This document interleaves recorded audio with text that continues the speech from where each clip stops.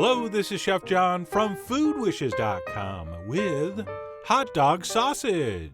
That's right, we're doing a hot dog flavored sausage, or as it will hopefully become known as, hot dogage.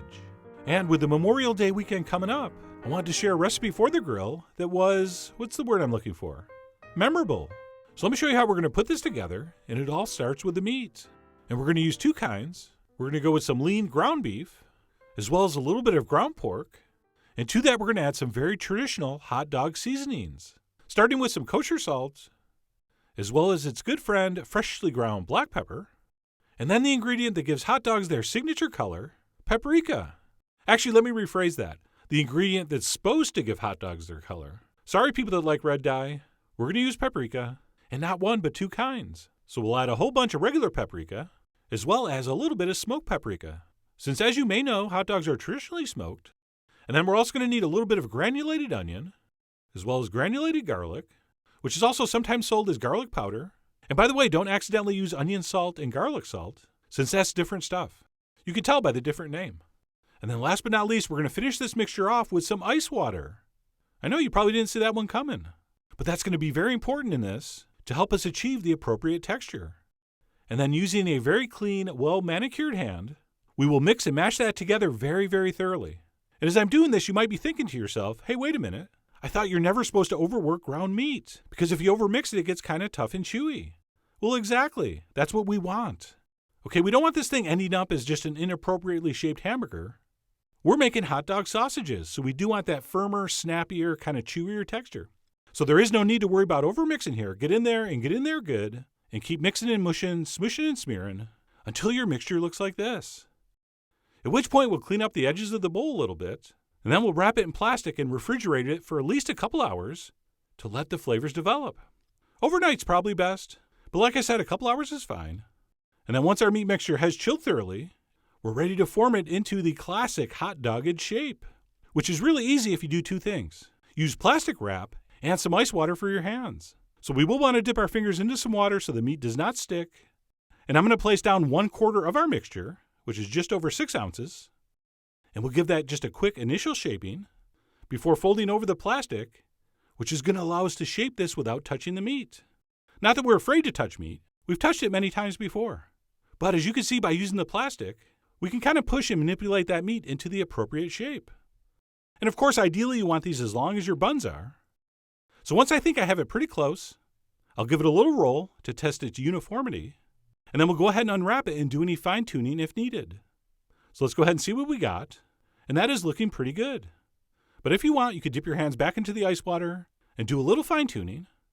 I do prefer the ends of my hot dog sausages symmetrical. So we'll do a little fine-tuning if necessary, at which point we'll just wrap these back up and kind of twist the ends a little bit. And we can just throw those on a plate and refrigerate until we're ready to cook. Which, by the way, I am. But before I go ahead and cook a couple, let me show you a little trick.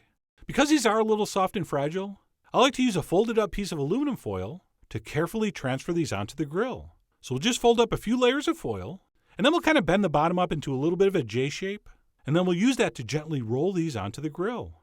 And yes, if you're careful, you can easily place these down using two hands, but I just find that a little safer and easier. And then once they're down, of course, don't touch them right away. Just let that first side grill and seal for at least 2 minutes. All right, what you don't want to do is this. I just had to stick it under there. I just had to see if it was sticking, which is just not prudent. Because if you're using some nice seasoned cast iron grates and you don't touch them, after a couple minutes, you'll be able to turn them very easily just like this. And by the way, you're going to want to turn these completely over. Or if you just give them a quarter turn, they may start to curve and bend. So we will want to turn that over to the exact opposite side, just like that. So I'll turn this one, and as you can see, because I played with it, some of it stuck. But that wasn't a big deal. I eventually got it turned over properly. And then the good news is once both sides have been cooked for a couple minutes, this thing will keep its shape beautifully and will continue until all the sides are nicely browned and the meat is cooked through, just like if you were cooking any kind of fresh sausage. So I continued cooking mine until they looked gorgeous and I had determined they were cooked to an appropriate level of doneness. You could use a thermometer, but I just went by feel. And at that point, we'll pull these off the grill and hopefully insert them into a nice white soft hot dog bun, which yes, I should have toasted. So we will pop that into a bun and dress with the condiments of our choice, which for me is just some good old-fashioned yellow mustard. So let me go ahead and squeeze some on without trying to make it look awesome on purpose. Take that, food stylist. So a little bit of mustard, And as you can see, I decided to enjoy mine with some chips and a pickle. And because I ordered the combo, mine came with a Belgian white ale, which I think makes a beautiful garnish. And at that point, our hot dog sausage is ready to enjoy. And I'm telling you what, if I handed you one of these and the light wasn't good, and you were kind of drunk, you would totally think you were eating a really, really good hot dog.